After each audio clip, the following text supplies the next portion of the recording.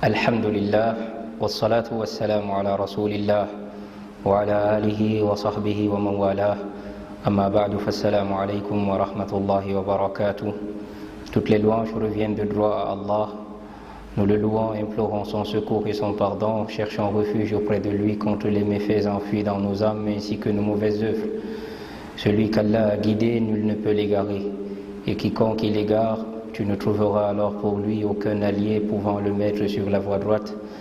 Mais je témoigne qu'en toute vérité, nul autre en dehors d'Allah ne mérite d'être adoré. Et je témoigne que Muhammad a lui le salut et la paix est le serviteur d'Allah et son envoyé.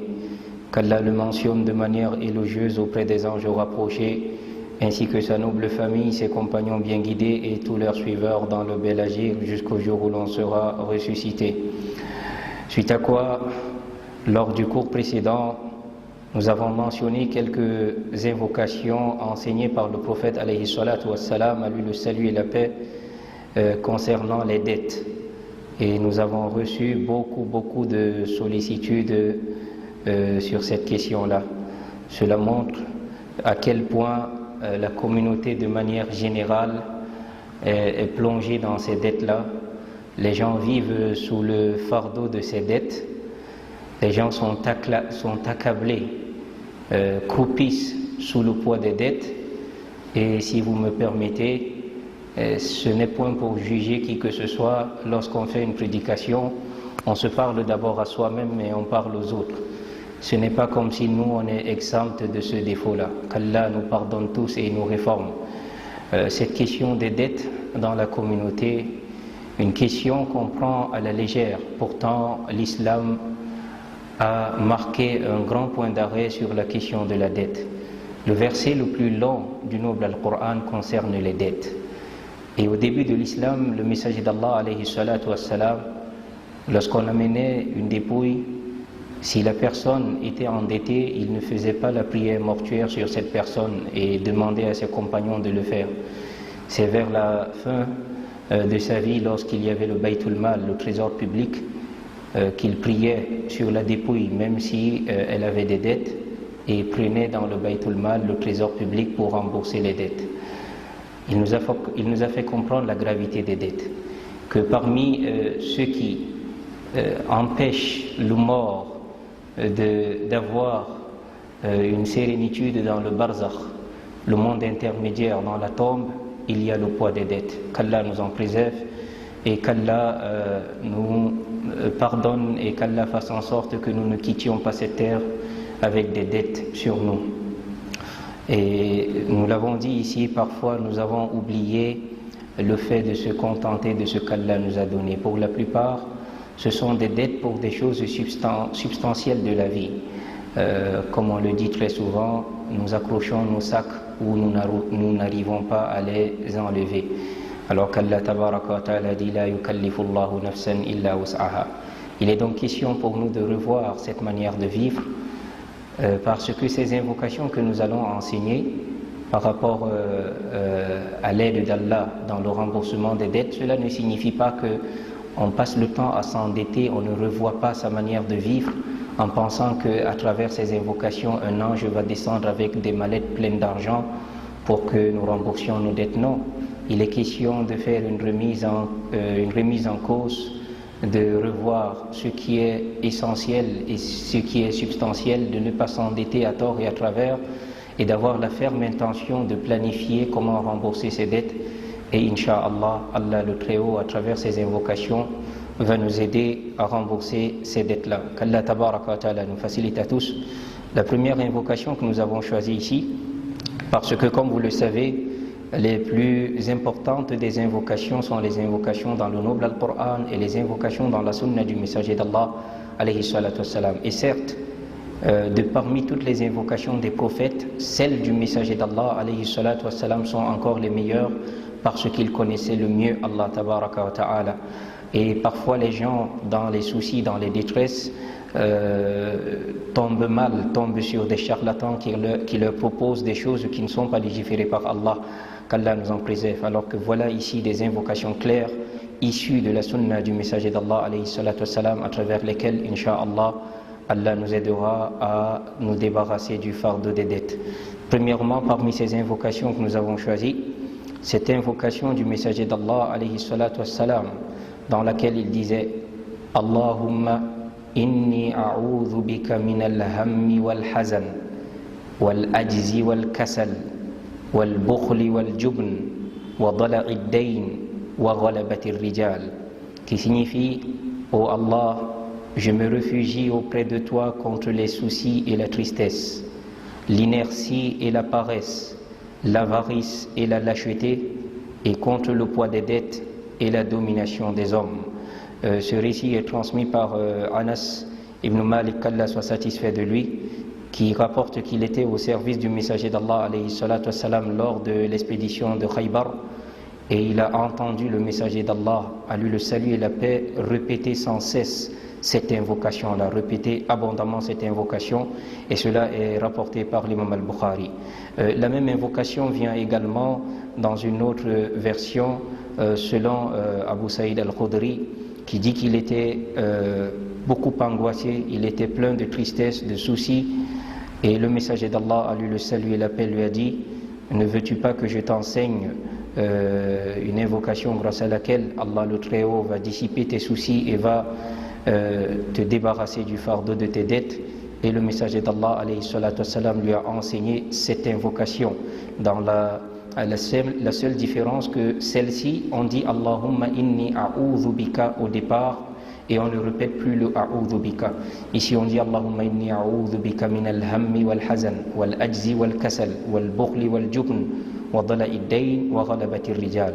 Et celle transmise par Abu Saïd al-Khudri, on répète a'udhu bika à chaque formule. Allahumma inni a'udhu bika min al-hammi wal-hazan wa a'udhu bika min al-ajzi wal-kasal wa a'udhu bika min al-jubni wal-bukhl wa a'udhu bika min ghalabati ad-dayn wa qahri ar-rijal. Voilà donc cette première invocation. Qu'Allah nous facilite. Deuxièmement, nous avons l'invocation Allahumma inni as'aluka min fadlika wa rahmatika fa innahu la yamlikuha illa ant, qui signifie ô Allah, je te demande de ta grâce et de ta miséricorde, car nul autre que toi ne les possède. Cela est transmis par Abdullah ibn Mas'ud, qu'Allah soit satisfait de lui, qui rapporte que le messager d'Allah alayhi salatu wassalam est rentré dans sa maison auprès de ses femmes et a demandé tour à tour à chacune d'elles: y a-t-il quelque chose à manger? Et dans toutes les pièces il n'a rien trouvé à manger, après avoir fait le tour de toutes ces femmes. Puis il a dit Allahumma inni as'aluka min fadlika wa rahmatik fa innahu la yamlikuha illa ant. Ô Allah, je te demande de ta grâce et de ta miséricorde, car nul autre que toi ne les possède. Et à peine il a terminé cette invocation qu'on est venu lui apporter un cadeau, à savoir un mouton rôti. Il a donc dit: voilà la grâce d'Allah que nous avons demandé, nous attendons la miséricorde. Donc le récit est rapporté par At-Tabarani et également authentifié par l'imam Al-Albani dans As-Silsilatu Sahiha. La troisième invocation que nous prenons ici, avant de passer cette invocation, comme disent les érudits, c'est une invocation, si on multiplie cette invocation-là, on ne manquera pas de provisions à la maison, Inch'Allah. On ne manquera pas de quoi apporter comme provision, de quoi manger à la maison, bi'idhnillah, qu'Allah nous facilite.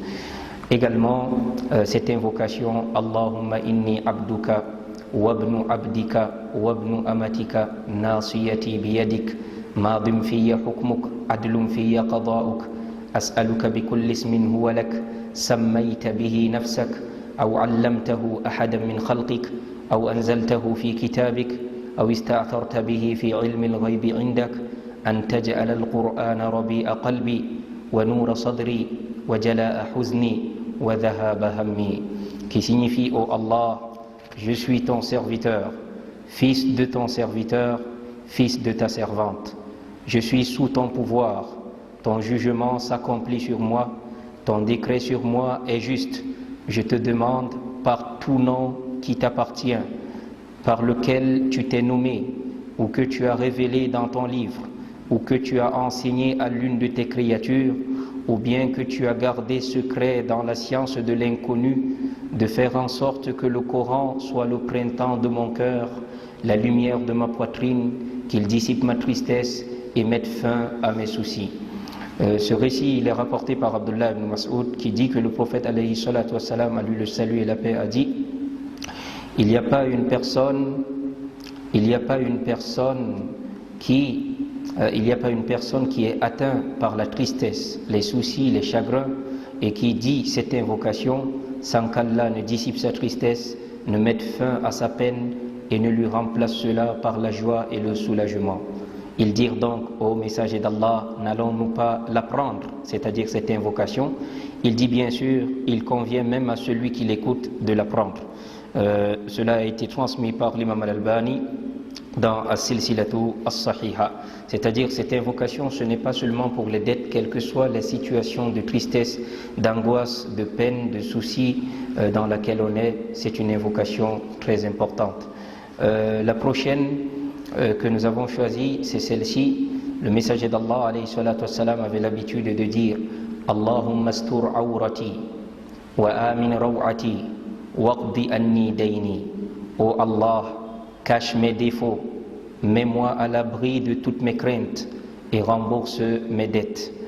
Et cela est transmis par Al-Khabbab ibn al-Arat, qui transmet du prophète à lui le salut et la paix, qui avait l'habitude de dire cela, et c'est transmis dans le Sahih al-Jami.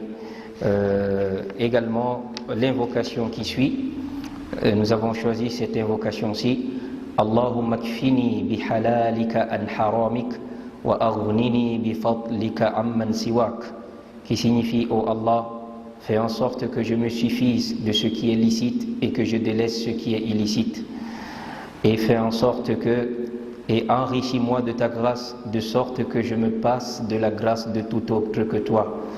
Et cela a été transmis par Ali ibn Abi Talib, qu'Allah soit satisfait de lui, qui dit du prophète à lui le salut et la paix, qui lui a dit: ne vais-je pas t'enseigner des paroles par lesquelles Allah te débarrassera de tes dettes, même si elles étaient aussi grandes que Jabal Sabir, c'est-à-dire la montagne Sabir, qui est une montagne au Yémen ayant 3070 mètres d'altitude. Donc le message d'Allah, à lui le salut et la paix, lui dit: ne vais-je pas t'enseigner des paroles par lesquelles Allah te débarrassera de tes dettes, même si elles étaient aussi grandes que Jabal Sabir? Et il a dit bien sûr au messager d'Allah, et le messager d'Allah lui a enseigné cette invocation: Allahumma kfini bihalalika an haramik wa aghnini bifadlika amman siwak. Oh Allah, fais en sorte que je me suffise de ce qui est licite et je délaisse ce qui est illicite, et enrichis-moi de ta grâce de sorte que je me passe de la grâce de tout autre que toi. Également rapporté dans le Sahih al-Jami. L'autre invocation choisie ici, c'est celle où le messager d'Allah, à lui le salut et la paix, nous enseigne de dire: Allahumma rabb as-samawati as-sab'i wa rabb al-arsh al-azim rabbana wa rabb kulli shay munzil at-tawrah wal-injil wal-Qur'an faliq al-habbi wan-nawa a'udhu bika min sharri kulli shay'in anta akhidhun binasiyatihi anta al-awwal falaysa qablaka shay wa anta al-akhir falaysa ba'daka shay wa anta al-zahir falaysa fawqaka shay wa anta al-batin falaysa dunaka shay iqdi anni ad-dayn iqdi anni ad-dayn wa aghnini min al-faqr, qui signifie: ô Allah, Seigneur des sept cieux, Seigneur du trône immense, notre Seigneur et Seigneur de toutes choses, toi qui fis descendre la Torah, l'évangile et le Coran, toi qui fends la graine et le noyau, je cherche refuge auprès de toi contre le mal de tout être dont tu saisis par le toupet. Je cherche refuge auprès de toi contre toute chose que tu saisis par le toupet. Tu es le premier, nul n'est avant toi. Tu es le dernier, nul n'est après toi. Tu es l'apparent, nul n'est au-dessus de toi. Tu es le caché, nul n'est au-dessous de toi. Rembourse mes dettes et enrichis-moi de sorte que je sorte de la pauvreté. C'est transmis par Abu Huraira, qui dit de Fatima, qui dit que Fatima, la fille du messager d'Allah, à lui le salut et la paix, Fatima radiyallahu anha, qu'Allah soit satisfait d'elle, est allée demander à son père, le messager d'Allah, à lui le salut et la paix, un serviteur pouvant l'aider, ou alors une servante pour l'aider dans ses tâches quotidiennes, et le messager d'Allah, à lui le salut et la paix, lui a enseigné cette invocation qui est rapportée par Imam al-Tirmidhi et authentifiée. La dernière des invocations que nous avons choisies dans cette liste, c'est celle-ci. Allahumma malik al-mulk, tu'ti al-mulka man tasha, wa tanzi'u al-mulka mimman tasha, wa tu'izzu man tasha, wa tudhillu man tasha, biyadika al-khayr, innaka ala kulli shay'in qadir, rahmanu ad-dunya wal-akhirati wa rahimahuma, tu'tihuma man tasha, wa tamna'u minhuma man tasha, irhamni rahmatan tughnini biha an rahmati man siwak, qui signifie ô Allah, maître de la royauté, tu donnes la royauté à qui tu veux et tu ôtes cette royauté à qui tu veux, tu élèves qui tu veux et tu rabaisses qui tu veux. C'est en ta main que se trouve tout le bien. Tu es certes omnipotent, tu es capable de tout. Tu es le tout miséricordieux et le très miséricordieux d'ici-bas et de l'au-delà. Tu accordes ce bas monde et l'au-delà à qui tu veux, et tu refuses, ou alors tu ne donnes pas, tu n'accordes pas, et oui, tu refuses ce bas monde et l'au-delà à qui tu veux. Tu refuses, tu accordes ce bas monde à qui tu veux, tu accordes ce bas monde et l'au-delà à qui tu veux, et tu refuses ce bas monde et l'au-delà à qui tu veux. Fais-moi miséricorde, d'une miséricorde qui fera en sorte que je me passe de la miséricorde de tout autre que toi. Cela est transmis par Anas ibn Malik, qui dit que le prophète, à lui le salut et la paix, a dit: ne vais-je pas t'enseigner une invocation grâce à laquelle, même si tes dettes étaient comparables au mont Uhud, si tu invoques par cette invocation, Allah t'aidera à te débarrasser de ces dettes-là. Il lui a donc enseigné de dire cette invocation. Et nous rappelons ici que lorsque le messager d'Allah, à lui le salut et la paix, dit même si tes dettes étaient aussi nombreuses ou aussi grandes que la montagne Uhud, c'est l'équivalent de la montagne de Uhud en or, vu que l'argent à cette époque-là c'est des lingots d'or. L'équivalent en or, si nous prenons le cas en disant par exemple qu'un gramme d'or c'est 30 000, juste une estimation, alors 1000 grammes d'or qui font 1 kilogramme, c'est 30 millions. Et 10 kg d'or, on est à 300 millions. 100 kg d'or, on est à 3 milliards. 1000 kg d'or, on est à 30 milliards. Imaginez, la montagne Uhud, c'est des tonnes et des tonnes, c'est toute une chaîne montagneuse. Donc le messager d'Allah, alayhi salatu wassalam, veut nous enseigner ici que même si ces dettes étaient aussi importantes que des milliards et des milliards, à travers cette invocation, si on est sincère pour vouloir rembourser, et que ces dettes-là, ce n'était pas juste pour s'amuser, et comme je l'ai dit, c'est pas le fait de vouloir vivre au-dessus de sa vie, mais ce sont des dettes vraiment réelles qui étaient dans la contrainte. Inch'Allah, Allah tabaraka wa ta'ala nous aidera à rembourser cela. Et même si auparavant on ne savait pas la gravité de ces dettes-là et qu'on a pris cela de manière substantielle, si on se repent envers Allah et qu'on revient vers lui et qu'on revoit, on se remet en cause sur ces questions de dette, Inch'Allah, et qu'on se met à ces invocations, Allah nous aidera à rembourser nos dettes. Puisse Allah tabaraka wa ta'ala nous aider à éponger nos dettes, et puisse Allah tabaraka wa ta'ala nous pardonner nos manquements. هذا والله تعالى أعلم وصلى الله وسلم وبارك على نبينا محمد وعلى آله وصحبه أجمعين. سبحانك اللهم وبحمدك أشهد أن لا إله إلا أنت أستغفرك وأتوب إليك وآخر دعوانا أن الحمد لله رب العالمين.